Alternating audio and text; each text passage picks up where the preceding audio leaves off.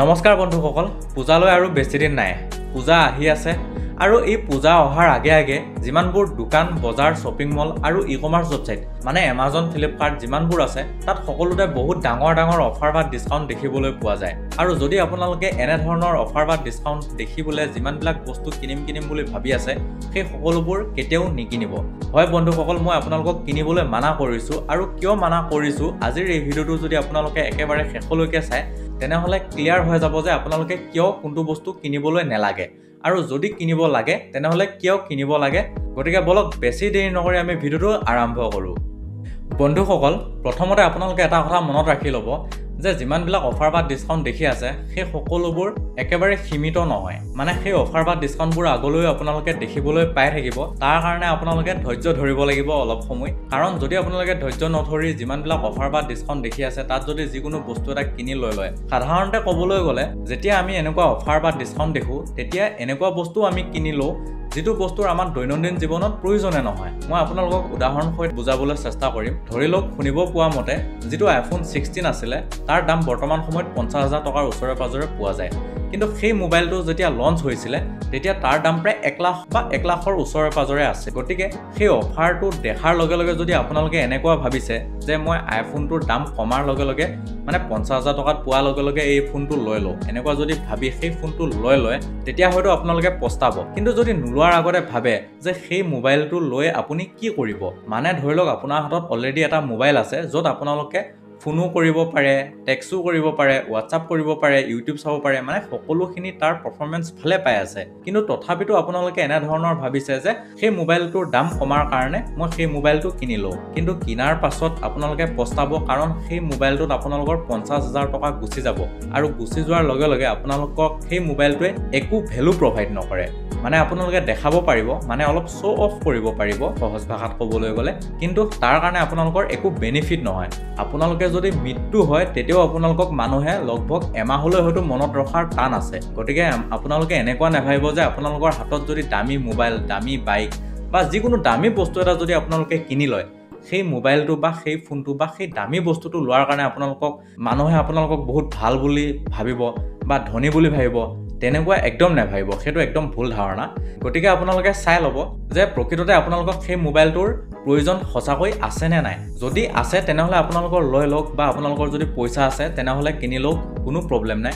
যদি আপোনালোকে অফাৰ দেখাৰ লগে লগে বা দাম কমিছে সেইটো কাৰণে যদি আপোনালোকৰ হাতত পইচা নাই বা আপোনালোকে লোন লৈছে বা লগৰ বন্ধুৰ পৰা মানে পইচা ধাৰ লৈছে বা আপোনালোকে মা দেউতা বা ফেমিলিক খুজিছে, নহ'লে একোহতে যদি পোৱা নাই তেনেহ'লে আপোনালোকে EMI কৰি হ'লেও যদি মোবাইলটো ল'বলৈ চেষ্টা কৰিছে তেনেহ'লে এনেকুৱা কাম কেতিয়াও নকৰিব। সেই মোবাইলটো যদি দুদিনৰ পিছত আপোনালোকৰ হাতৰ পৰা মোবাইলটো পৰি যায় তেনেহ'লে সেই মোবাইলটোৰ দাম প্ৰায় 50%তকৈ কমি যাব। মানে আপোনালোকে সেই মোবাইলটো যিমান দামত কিনিছিলে 50,000 যদি কিনে তেনেহ'লে আপোনাক 25,000 টকা 20,000 টকা এটাও নিদিয়ে কোনো, বুজি পাইছেনে?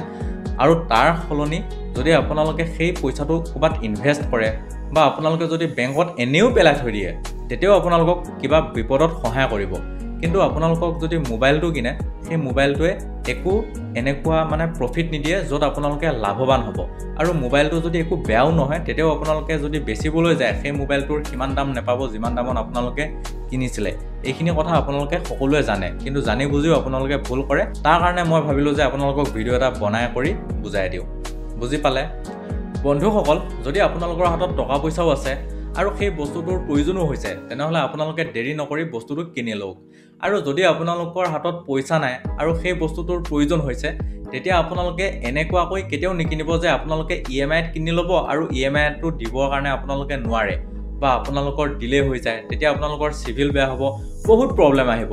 মই আপোনালোকক প্ৰব্লেমৰ যদি কথা ক'বলৈ যাওঁ তেনেহ'লে আপোনালোকৰ EMI যদি দিব নোৱাৰে তেনেহ'লে আপোনালোকৰ মাইণ্ডত প্ৰেছাৰ আহিব যে মই সেইটো দিব পৰা নাই, আৰু আপোনালোকে লাজ পাব যেতিয়া আপোনালোকৰ ঘৰলৈ সেই ফাইনেন্সৰ মানুহ আহিব আৰু তাৰ লগতে আপোনালোকৰ যিটো ইনকামটো সেই ইনকামটো কমি যাব, কাৰণ আপোনালোকে স্বাস্থ্যৰ প্ৰতি যত্ন নোলোৱা হৈ যাব।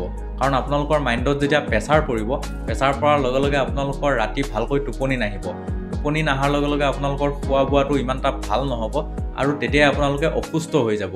গতিকে আপোনালোকে বুজি পাইছেনে ইয়াত মানে আপোনালোকৰ যদি ফাইনেন্সিয়েল কণ্ডিশ্যনটো যদি ভাল হয় তেনেহ'লে আপোনালোকে সেই বস্তুটো কিনি লওক মই উদাহৰণ কেৱল মোবাইলৰ দিছোঁ কিন্তু যদি আপোনালোকৰ ক্ষেত্ৰত বেলেগ বস্তুও হয় তেনেহ'লে সেই বস্তুটো আপোনালোকে ভাবি চাব যে সেই বস্তুটো আপোনালোকৰ জীৱনত কিমান প্ৰয়োজন হৈছে সব বন্ধুসকল মই উদাহৰণ লৈছোঁ কেৱল মোবাইলৰ কিন্তু আপোনালোকৰ জীৱনত সেই বস্তুটো বেলেগো হ'ব পাৰে বা কিছুমানৰ কাৰণে বাইক হ'ব পাৰে বা আপুনি যদি এজনী ছোৱালী তেনেহ'লে আপোনালোকৰ তাত এযোৰ ভাল দামী ড্ৰেছ বা এযোৰ গহনা বা কোনো দামী মেকআপ কিট তেনেকুৱা হ'ব পাৰে গতিকে আপোনালোকে সেইটো নিজে ভাবি চিন্তি চাই ল'ব যে সেই বস্তুটো আপোনালোকৰ জীৱনত কিমান প্ৰয়োজনীয়তা আছে নে নাই যদি আপোনালোকৰ এই ভিডিওটো ভাল লাগে তেনেহ'লে প্লিজ লাইক এটা কৰি দিব আৰু চেনেলটো ছাবস্ক্ৰাইব কৰি বেল আইকনটো প্ৰেছ কৰি দিব গতিকে আজিলৈ ইমানখিনিতে বাই বাই